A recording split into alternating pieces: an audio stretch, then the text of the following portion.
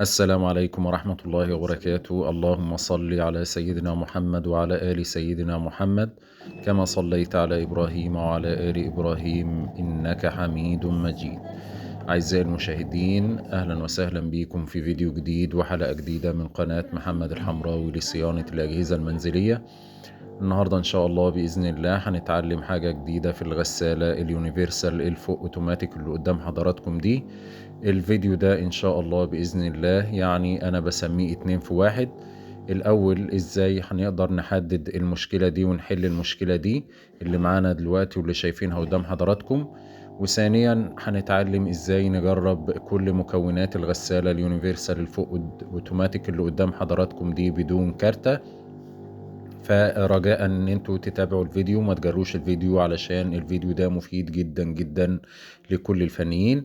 مشكلة الغسالة دي يا جماعة زي ما شفتوا كده حضراتكم، ان اول ما بندوس على الباور الموتور او المروحة بتلف لوحدها بدون ما ندوس على الستارت او بدون ما ندي امر للغسالة على الاطلاق. بمجرد ما ندوس على الباور الغسالة المروحة بتلف وبتزن او مش قادرة تقوم زي ما شفتوا كده بالظبط في بداية الفيديو. طبعا احنا العطل ده بنسميه ان الكارتة فاتحة موتور. يعني ايه فاتحة موتور؟ يعني الكارتة مدية كهرباء للموتور مباشر، بمجرد ما ندوس على الباور او بمجرد ما نوصل الكهرباء للكارتة الموتور بيشتغل لوحده بدون ما ناخد او بدون ما ندي اي اوامر للكارتة. زي ما حضراتكم شفتوا كده دي طبعا بتبقى مشكلة في الكارتة. الترياك اللي هو الخاص بالموتور بيكون بايظ، فبيكون موصل كهرباء على طول مباشر. واحيانا او في معظم الاحيان ممكن الترومبة تتعرض لنفس العطل لو فيها مشكلة او الترومبة محروقة برضو بيحصل كده، او الشداد او الموتور او اي مكون من مكونات الغسالة لو يحدث بيه تلف هتبص تلاقيه الترياك ضرب وبتفتح معانا المكون ده. ولكن في بعض الأحيان لما يكون الكارتة بتفتح الموتور بيكون حمل زايد على الموتور، أو بيكون الجيربوكس فيه مشكلة، أو ممكن يكون الشيد السير مشدود جامد، فبيحصل كده في الموتور. فالنهاردة إن شاء الله بإذن الله إحنا هنطمن على جميع أجزاء الغسالة كلها أو جميع المكونات. فإحنا دي الكارتة زي ما هي باينة أو موضحة قدام حضراتكم كده. طبعا إحنا علشان نطمن على كل المكونات الغسالة، أو عشان نقدر نحدد الموتور فيه مشكلة ولا لأ، بنفك طبعا كل السوكتات دي من الكارتة زي ما حضراتكم شايفين كده. والسوكتين اللي لوحدهم دول السوكت الابيض ده بتاع سويتش الباب، واللي جنب منه الازرق ده سوكت الليفل.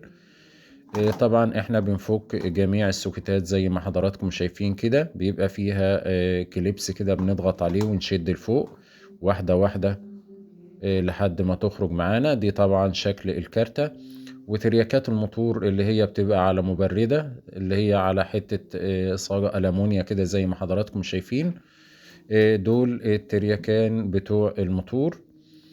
طبعا احنا عايزين نجرب او نحدد المشكلة في ايه بالظبط.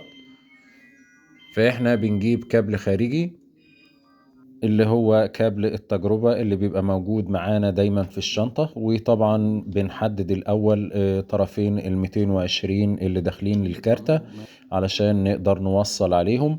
طبعا علشان وكنت نزلت فيديوهات قبل كده علشان نقدر نحدد 220 في الغسالة. طبعا بنجيب الافو بتاعنا ونخليه على 6 كيلو اوم. طبعا بنقيس على كل السوكتات. السوكت اللي هيقرا معانا يبقى هو ده سوكت المدخل 220 زي ما حضراتكم شايفين كده.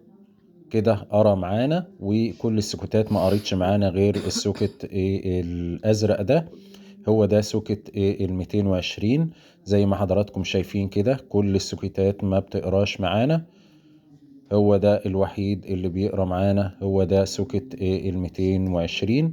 يبقى هنحدد في الضفيرة انهي سوكت اللي بيركب على السوكت ده. طبعا زي ما حضراتكم شايفين كده بيبقى السوكت اللي هو الازرق ده في طرفين، طبعا بيبقى في طرف ازرق وطرف بني. احنا هناخد طرف من الكابل بتاعنا، مش ده طبعا، بناخد طرف من الكابل بتاعنا نوصله على الطرف الازرق في السوكت زي ما حضراتكم شايفين كده. ده سوكت الموتور. طبعا ده سوكت الموتور اللي هو الموف ده بيجرب معانا يمين وشمال زي ما حضراتكم شايفين كده. طرف احنا بنوصله في الطرف الازرق اللي في السوكت 220، والطرف التاني بنجرب بيه على جميع الأجهزة، على جميع الأجزاء. ده طبعا زي ما حضراتكم شايفين كده ده سوكت الشداد. طبعا الصمامات أنا فاصل الخراطيم علشان بجرب. فكل السوكتات دي هتجرب معانا حاجة في الغسالة. وكنت نزلت لحضراتكم قبل كده برضو ازاي نجرب الغسالة الفريش بدون كارتة واليونيفرسال واليونون اير ومجموعة من الغسالات الفوق اوتوماتيك بدون كارتة. فاحنا طبعا اطمنا على كل الاجزاء وبنطمن برضو على الموتور. وده طبعا الكارتة بعد ما صيناها هنبتدي ان احنا نجرب. بعد ما غيرنا ترياكات الموتور هنبتدي ان احنا نجرب ونشوف العطل زال ولا ايه.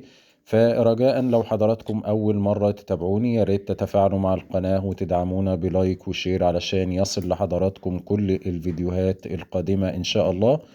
واحنا يعني بنحاول بقدر الامكان ان احنا ننزل فيديوهات تكون مفيدة وتنفع الكل.